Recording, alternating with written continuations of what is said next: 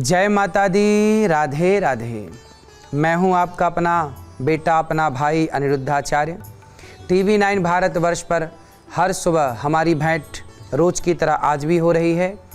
महाराज का मंत्र, यह कोई सामान्य टीवी शो नहीं है, अपितु आपके जीवन को बदलने वाला सूत्र है।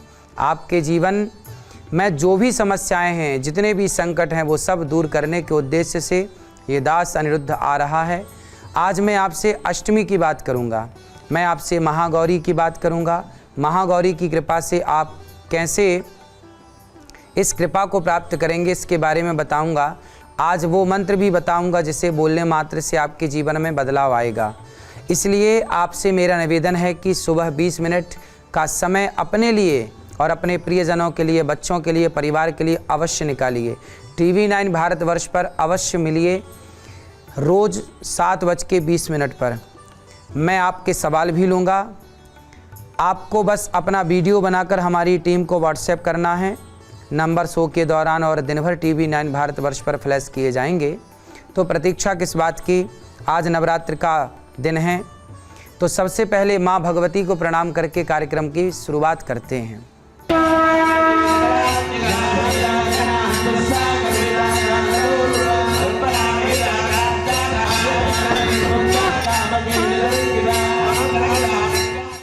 आज का विषय महागौरी। महागौरी माता, जब माता पार्वती भगवान शिव की आराधना के लिए तपस्या कर रही थी, तो तपस्या करते करते करते करते करते करते माँ गौरी, माँ पार्वती का शरीर बिल्कुल सांवला पड़ गया, काला पड़ गया। तब भगवान शिव ने देखा कि पार्वती जी जो मेरी आराधना कर रही हैं, शिव को पाने के लिए तप कर रही हैं, उनका सारा शरीर काला पड़ गया। तब भगवान शिव ने अपनी जटाओं से बहती हुई गंगा की धार माँ गौरी पर, माँ पार्वती पर डाली और वो सारी काली माँ धुल गई। और माँ पार्वती जो सांवली हो चुकी थी, जिनका रंग काला हो चुका था तप के कारण, आज माँ भगवती को जब भगवान शिव ने गंगा जल से अभिषेक कराया तो माँ पार्वती सुंदर हो गई, गोरी हो गई। इससे नाम पड़ा गौरी। तो गौरी, आज अष्टमी के दिन माँ भगवती गौरी माँ की उपासना की जाती है। और गौरी माँ जो हमारे जीवन में हमारे विकारों को, भगवान शिव ने उनकी सारी कालिमा, जो काला रंग, वो सारा धुल दिया और गौर वर्ण प्रकट हो गया।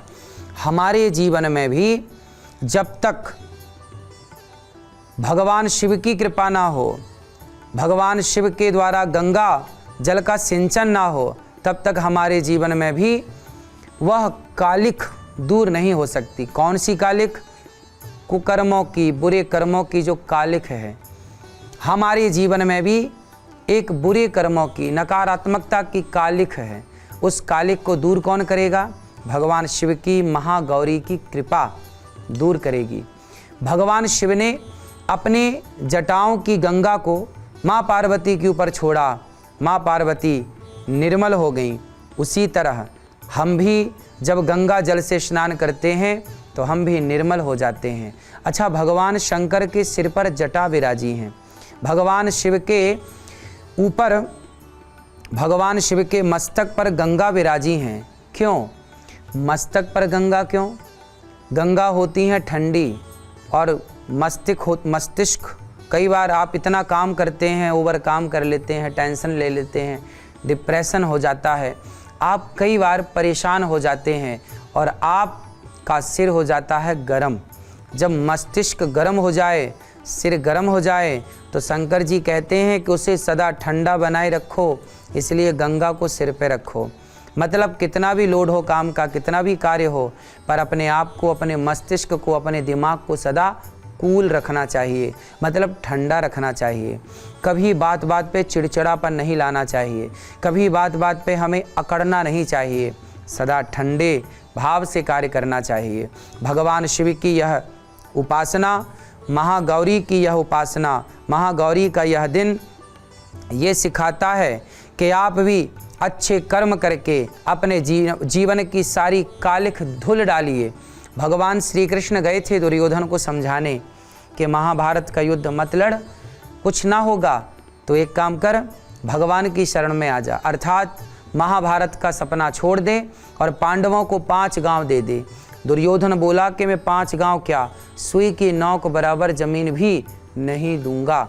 और जब सुई की नोक बराबर जमीन भी दुर्योधन देने को तैयार नहीं हुआ तो फिर क्या हुआ, उसका जीवन सर्वनाश की ओर चला गया। आप भी यदि सर्वनाश से बचना चाहते हैं, आप भी यदि जीवन की इस कालिख से बचना चाहते हैं, तो आप भी ज़रूरत से ज़्यादा लालच, ज़रूरत से ज़्यादा लोभ जो दुर्योधन को था कि मेरा तो मुझे मिले, पांडवों का भी हड़प लूँ, जब दूसरों का हड़पने का भाव रखते हैं तो परिणाम दुर्योधन जैसा होता है। इसलिए महागौरी ये कहती हैं कि गौरी मीन्स सफ़ेद, श्वेत वर्ण। श्वेत वर्ण मीन्स अच्छे विचार, एक सकारात्मक विचार। सदा हमें एक अच्छे विचारों के साथ रहना चाहिए। कौन से विचार? कि हम कभी किसी का बुरा ना करें, हम किसी के बारे में बुरा ना सोचें।